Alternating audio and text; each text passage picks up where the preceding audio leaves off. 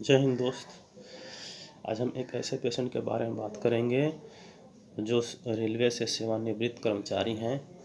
पहले एक स्कूल चलाया करते थे। सेवानिवृत्ति होने के समय से ही इन्होंने वो स्कूल बंद कर दिया, चाहे कारण इनके साथ जो हो। ऐसे स्वभाव से बहुत ही कंजूस हैं।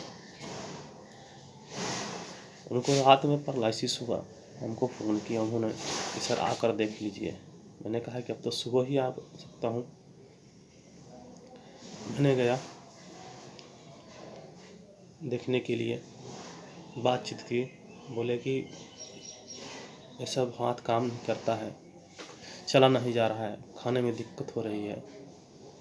उनकी बेटी कमरे से बाहर बरामदे में लेकर के आई मेरे पास। वह मुश्किल चल कर के आए, बताया कि बहुत दिक्कत हो रहा है चलने में, खाने में, घूमने जाना बंद कर दिया हूँ।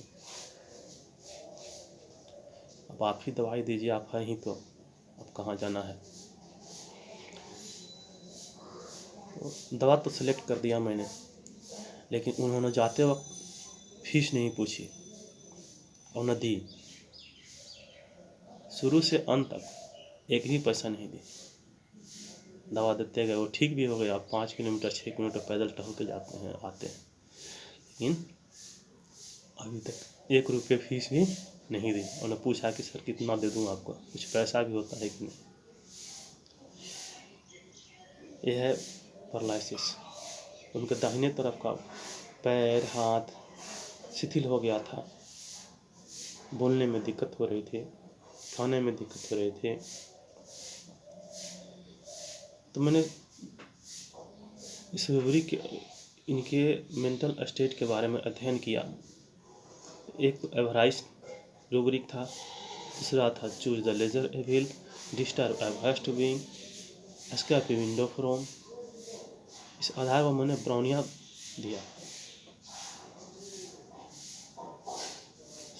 तारीख था 13 सितंबर।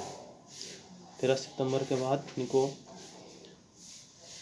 15 सितंबर को पतला पखाना हुआ, 17 18 को, फिर 16 सितंबर को ठीक हुआ। फिर आराम मिलने लगा, इनको हल्का फुल्का रिलीफ मिलने लगा, खाने पीने लगे।